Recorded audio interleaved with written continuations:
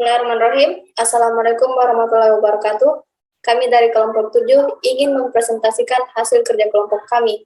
Dan terima kasih juga kepada dosen dan jajarannya selaku dosen pengampu dari mata kuliah ini. Tema kerja kelompok kami adalah ketiga dan globalisasi ekonomi. Dan materi pertama akan dibawakan oleh Saudara Adrian Surya Anugrah. Assalamualaikum warahmatullahi wabarakatuh.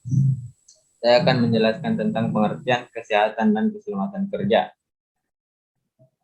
Keselamatan dan kesehatan kerja difilosofikan sebagai suatu pemikiran dan upaya untuk menjamin keutuhan dan kesempurnaan baik jasmani dan maupun rohani tenaga kerja.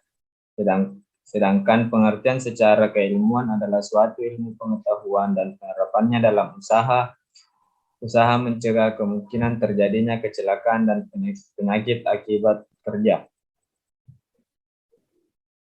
Hal tersebut juga mengakibatkan meningkatnya tuntutan yang lebih tinggi dalam mencegah terjadinya kecelakaan yang beraneka ragam bentuk maupun jenis kecelakaannya.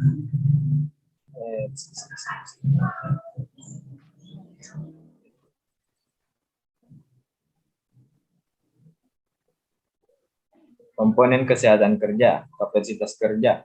Status kesehatan masyarakat pekerja di Indonesia pada umumnya belum memuaskan. Dari beberapa hasil penelitian didapat gambaran bahwa 30-40% masyarakat pekerja kurang kalori protein, 30% menderita anemia gizi, dan 35% kekurangan zat besi tanpa anemia.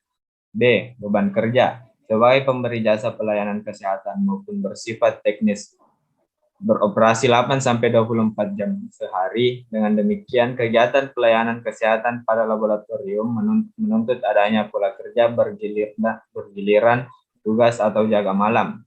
C. Lingkungan kerja.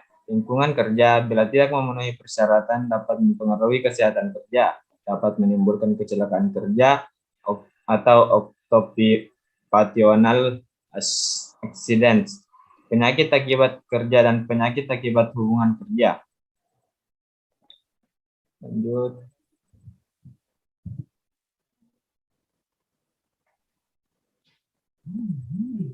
Peran tenaga kerja dalam menangani korban kecelakaan. Kecelakaan kerja. 1. Sebab-sebab kecelakaan. Kecelakaan tidak terjadi begitu saja. Kecelakaan terjadi karena tindakan yang salah atau kondisi yang tidak aman. Kelalaian sebagai sebab kecelakaan merupakan nilai tersendiri dari teknik keselamatan. 2. Faktor-faktor kecelakaan. Studi kasus menunjukkan hanya proporsi yang kecil dari pekerja sebuah industri terdapat kecelakaan itu sebagai kecenderungan kecelakaan. Untuk mengukur kecenderungan kecelakaan harus menggunakan data dari situasi yang menunjukkan tingkat risiko yang ekivalen. 3. Masalah kesehatan dan keselamatan kerja.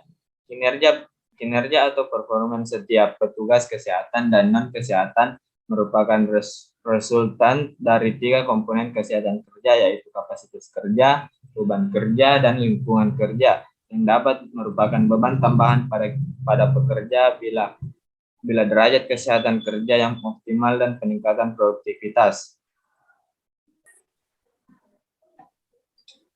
4. Pengendalian melalui jalur kesehatan atau medical control. Pengendalian melalui jalur kesehatan atau medical control yaitu upaya untuk menemukan gangguan sedini mungkin dengan cara mengenal recognition kecelakaan dan penyakit akibat kerja yang dapat tumbuh pada setiap jenis pekerjaan di unit pelayanan kesehatan dan pencegah meluasnya gangguan yang sudah ada baik terhadap pekerja itu sendiri maupun terhadap orang di sekitarnya. Sekian dari saya. Materi kedua akan dilanjutkan kepada Anggi.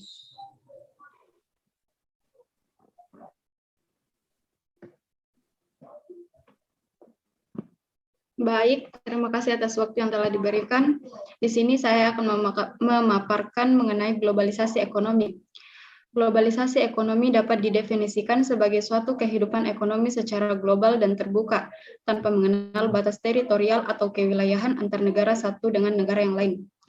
Globalisasi ekonomi dapat diartikan juga sebagai suatu proses yang terjadi pada saat masuknya ilmu ekonomi ke dalam sebuah negara, di mana ilmu ekonomi ini mencakup mengenai proses produksi, distribusi, dan juga konsumsi. Saat proses distribusi dan juga konsumsi, saat proses masuknya ilmu ekonomi ini ke ruang lingkup di dunia, tidak ada lagi batas atau hambatan dalam suatu negara atau wilayah dengan batas bahwasanya globalisasi ini memang hanya memandang dunia sebagai suatu kesatuan. Selanjutnya, di sini ada beberapa gambaran apabila globalisasi ekonomi memasuki negara berkembang atau Indonesia. Yang pertama, banyaknya supermarket. Yang kedua, adanya jual beli online yang memungkinkan melakukan transaksi dengan orang yang jauh. Yang ketiga, terciptanya mesin-mesin canggih untuk menunjang proses produksi. Yang keempat, adanya ekspor dan impor dan masuknya produk luar negeri dengan mudah. Yang kelima, terbukanya pasar bursa internasional.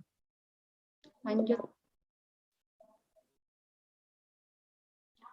Selanjutnya, ada 5 perwujudan nyata terjadinya globalisasi ekonomi. Yang pertama, globalisasi produksi, yang merupakan bentuk yang pertama adalah globalisasi produksi yang terjadi umumnya ingin lebih menekankan ke arah biaya, di mana dalam hal ini sebuah perusahaan akan melakukan produksi di beberapa negara untuk menekan biaya produksi. Yang kedua, globalisasi pembiayaan. Bentuk dari pembiayaan untuk globalisasi dalam bidang ekonomi ini lebih mengacu pada saat melakukan pinjaman atau investasi, di mana pinjaman atau investasi ini bisa terjadi di seluruh negara yang ada di dunia. Yang ketiga, globalisasi tenaga kerja. Bentuk tenaga kerja dapat dijadikan contoh nyata dengan adanya peran tenaga kerja asing yang masuk ke dalam sebuah negara. Para tenaga kerja ini bekerja di negara lain dengan tujuan untuk mendapatkan penghasilan yang tinggi, karena pendapatan yang didapatkan di negaranya masih tergolong rendah. Yang keempat, globalisasi jaringan informasi. Dengan adanya kemajuan teknologi ini, menyebabkan semua informasi dapat diterima secara cepat dan juga lebih akurat. Informasi yang didapatkan ini bisa melalui radio, televisi, maupun internet, di mana internet ini adalah sumber informasi yang sangat mudah dan cepat. Yang kelima, globalisasi perdagangan. Perdagangan bebas adalah salah satu globalisasi dalam bidang ekonomi. Bentuk globalisasi ekonomi pada bidang perdagangan ini dapat ditandai dengan adanya penyeragaman dan penurunan tarif ekspor dan impor dalam suatu negara. Selanjutnya, ada juga beberapa dampak yang terjadi apabila adanya globalisasi ekonomi di suatu negara berkembang. Yang pertama, dampak negatif, diantaranya kemungkinan hilangnya pasar produksi ekspor di Indonesia. Yang kedua, membanjiri produksi impor di pasar Indonesia. Yang ketiga, ancaman masuknya tenaga kerja asing. Yang keempat, perusahaan dalam negara lebih tertarik bermitra dengan perusahaan dari luar. Yang kelima, terjadinya kerusakan lingkungan dan polusi limbah industri. Dampak positifnya di antara lain, yang pertama, meningkatkan kemakmuran masyarakat dalam suatu negara. Yang kedua, meluasnya pasar untuk produk dalam negeri, perdagangan luar negeri yang lebih bebas. Yang ketiga, dapat memperoleh lebih banyak modal dan teknologi yang lebih baik. Yang keempat, menyediakan dana tambahan untuk pembangunan ekonomi, pembangunan sektor industri, dan berbagai sektor lainnya. Yang kelima, semakin mudahnya memperoleh barang-barang yang dibutuhkan masyarakat dan belum bisa diproduksi di Indonesia.